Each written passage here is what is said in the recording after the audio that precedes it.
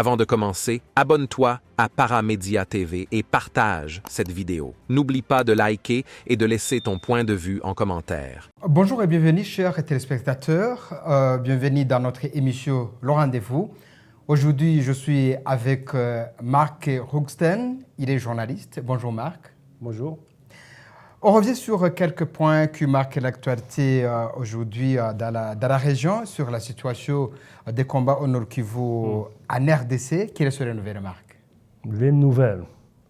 Ok, il y en a plusieurs.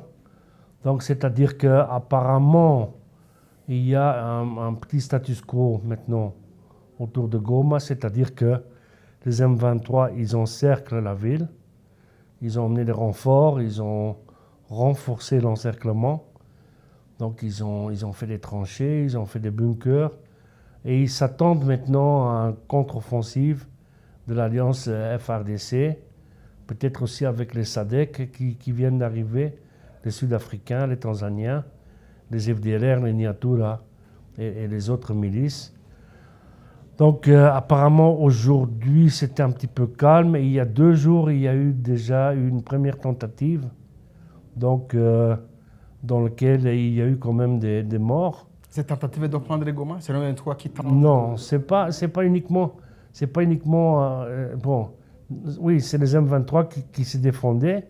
Ils étaient attaqués par l'alliance FARDC qui a envoyé au premier les troupes burundaises avec lesquelles ils collaborent.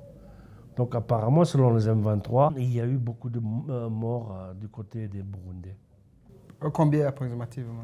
Ça, on ne le sait pas, mais on me disait donc quand même plusieurs dizaines. Oui, Marc, aujourd'hui, ça fait des jours qu'on parle que M23 est autour de Sake, et aujourd'hui autour de Goma. Mais pourquoi, justement, on ne parle pas que Sake est tombé dans les mains de M23, Goma est tombé dans les mains de M23? Pourquoi? Ça, c'est parce que, on parle en 2 langues, en fait. Hein. Donc, on parle dans les termes militaires et on parle dans les termes politiques. On parle dans les termes factuels aussi. Donc, Sake n'est pas tombé. Sake était tombé pendant quelques heures, mais les M23 se sont retirés dans les collines autour. Sur quelle motivation? Sur le fait que Sake se trouve, c'est placé dans la plaine déjà. Oui. Donc, c'est pas dans les collines. Et quand tu occupes les collines autour de Sake, de facto, militairement, tu occupes la ville pour 80%. Parce que quand tu es dedans, tu peux te faire tirer dessus des collines. Donc, ce n'est pas une position agréable pour les FARDC pour être à Sake. Donc, tu comprends? Oui, je comprends. Mais politiquement, militairement, quand ils ne veulent pas justement annoncer qu'ils ont pris Sake, c'est quoi? Qu'est-ce que cela signifie? Non, parce que leur stratégie, c'est d'encercler Goma. Oui. Leur stratégie, c'est aussi, et ça je dois le dire, de protéger la population civile contre les bombardements. Donc maintenant, la population civile de Sake a fui. Donc ils sont ou bien de l'autre côté chez les M23, ou bien ils sont à Goma. Donc ils veulent éviter que Sake encaisse des bombes pour ne pas détruire les maisons des gens non plus. Donc c'est ça aussi qui joue dans cette stratégie. Donc ils ne veulent pas prendre Sake et ils ne veulent pas prendre Goma pour d'autres raisons. C'est-à-dire que pour prendre une ville comme ça, où il y a quand même 2 millions de gens, 800 000 personnes qui sont là, où il y a donc là-dedans, dans l'encerclement, entre 15 et 20 000 éléments armés, hein, que ce soit les Wazalendo, que ce soit les FDLR, que ce soit les FARDC, que ce soit les mercenaires blancs qui sont là, que ce soit même des troupes de la MONUSCO ou les Burundais. Donc, ça pourrait créer beaucoup de chaos et beaucoup de désordre et de théories inutiles. Parce que dans l'histoire récente du Congo, hein, donc chaque guerre, ça aboutissait presque toujours dans le chaos, et le chaos emmenait avec des pillages et toutes sortes de choses. Donc je crois aussi qu'ils veulent éviter ça. Troisièmement, je ne crois pas que les M23 sont assez nombreux pour vraiment occuper une ville comme Goma. Donc s'ils font ça, ils seront obligés de se retirer d'autres points stratégiques, donc dans la zone qu'ils contrôlent à l'extérieur de Goma, pour vraiment bien occuper Goma. Donc pour eux, c'est plus facile d'encercler Goma et de mettre pression pour forcer le gouvernement à accepter leurs termes. Bon, par rapport à votre analyse, comment alors ce petit nombre parvient à résister à toutes ces forces présentes-là? Je crois qu'il y a plusieurs choses qui jouent. C'est d'abord, oui, quand même la motivation.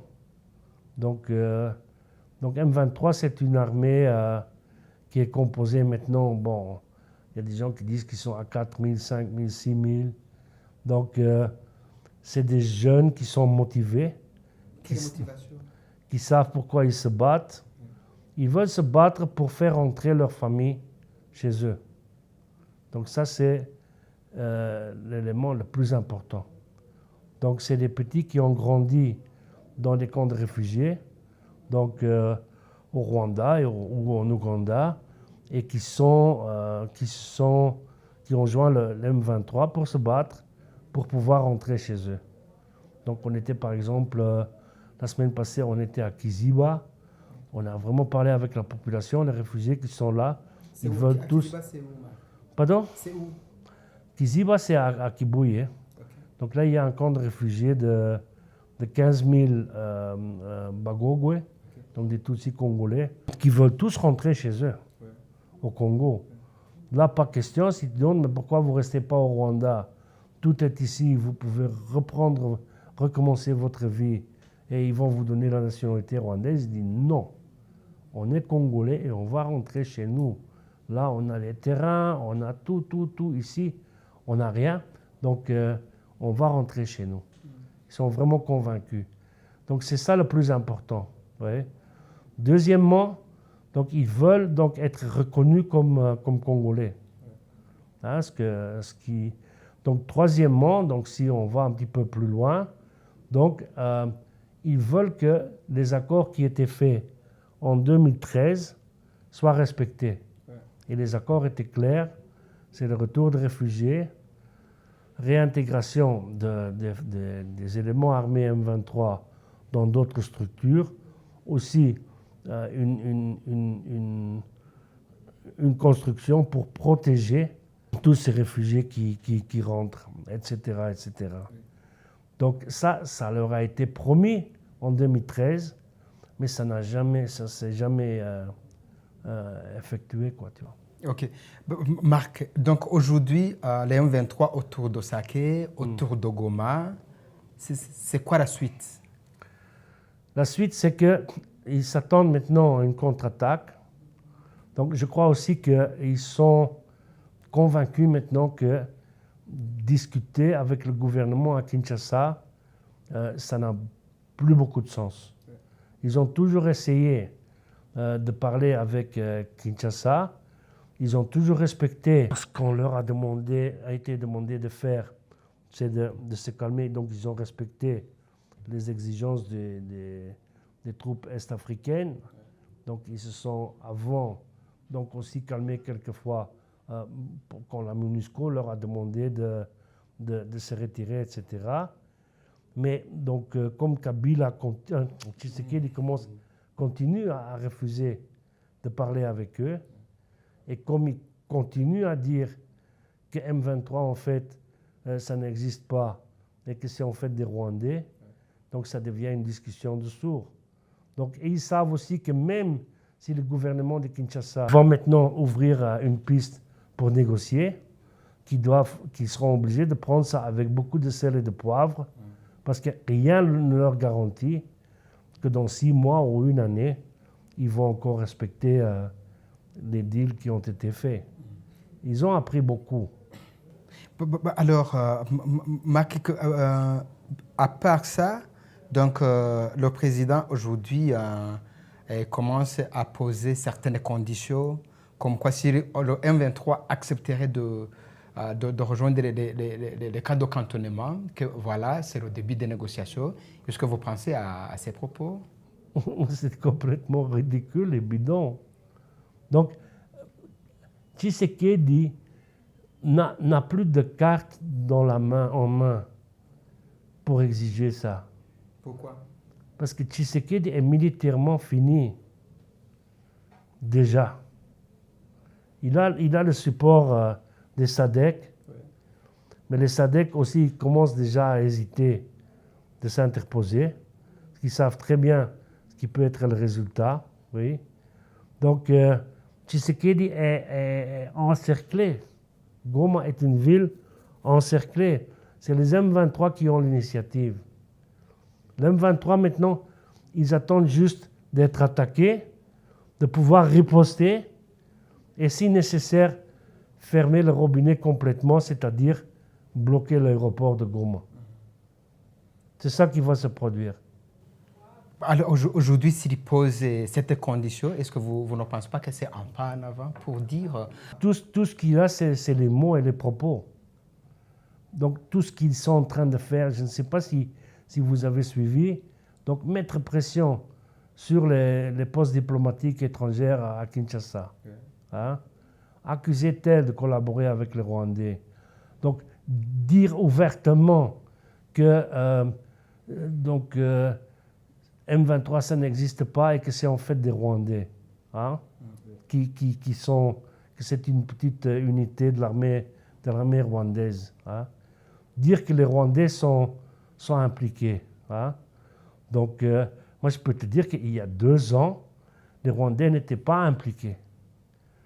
Mais les Rwandais, ils ont commencé à être impliqués quand ça devenait clair que cette situation allait déraper et pourrait se traduire en un danger pour le Rwanda, c'est-à-dire avec tous les FDLR qui étaient armés par FARDC, etc.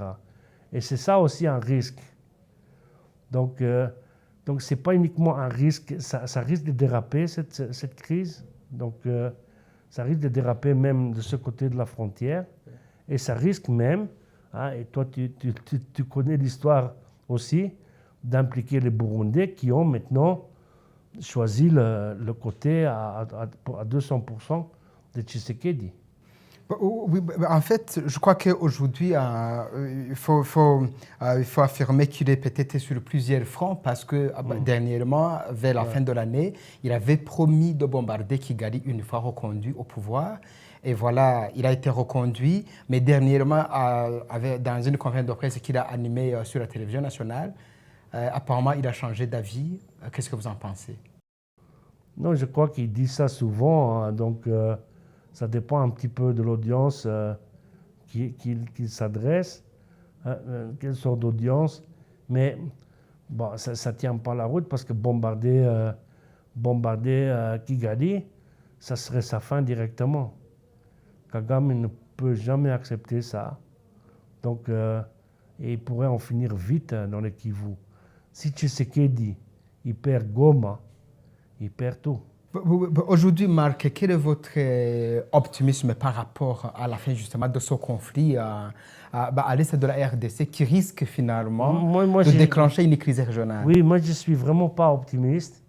Donc on a toujours essayé d'ouvrir les yeux des gens en écrivant ce que nous on savait, ce que nous on avait vu, de ce que nous on avait entendu, ce que nous, on avait filmé, parce qu'on était presque les seuls qui sont allés régulièrement visiter la zone M23.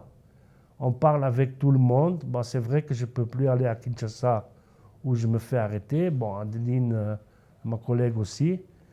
Donc, on est très pessimiste. Ce que je trouve vraiment grave, et ça me choque, c'est que beaucoup de gens qui suivent ces événements au Congo, ils sont d'accord avec nous. Ils suivent nos analyses. On reçoit du feedback, oui, ça c'était correct, ça c'était correct, ça c'était correct. Je dis oui, mais vous dites que on est correct. Bon, on n'est pas peut-être correct à 100%, mais à 80%, on peut se tromper aussi sur des détails. Donc, mais pourquoi vous n'utilisez pas ça pour changer le narratif? Pourquoi vous ne dites rien quand les Congolais accusent le Rwanda d'être là pour piller, d'être là pour commettre un génocide? Tu comprends? Oui, je comprends. Bon, on était beaucoup avec les M23 et j'ai passé, par exemple, dans ma vie, plusieurs années sur le terrain avec l'armée rwandaise. Je les ai rarement vus commettre des crimes contre l'humanité. Ils étaient toujours disciplinés. Les M23, ils sont disciplinés. C'est parmi les milices les plus disciplinés au Congo. Ils ne tuent pas les civils juste comme ça. Ils ne violent pas les femmes. Ils ne font pas ça. Ce n'est pas comme les FDLR ou les Codeco ou les Niatura. Donc, ça c'est des salades. Donc, quand tu utilises un argument contre Kinshasa, paf, le jour après, ils vont t'accuser de la même chose. Sans contrôle. Et je trouve ça presque criminel que la communauté internationale et les gens qui suivent ces événements, qui sont au courant de ça et qui regardent droit à travers la propagande de Patrick Mouyaya, ils ne disent rien. Ça, je trouve ça grave. Et qu'est-ce que tu veux? À quoi tu t'attends s'ils disent rien et qu'ils laissent passer les choses? Qu'est-ce qu'il faut espérer justement avec ce processus de et dialogue qu'on encore annonce? le discours que M23, c'est pas des Congolais, c'est des Rwandais. N'y a-t-il pas espoir de négociation? Comme le président congolais l'a dit, écoute, donc je pose une condition pour qu'on puisse aller sur la table de négociation. Mais qu'est-ce qu'ils doivent se cantonner?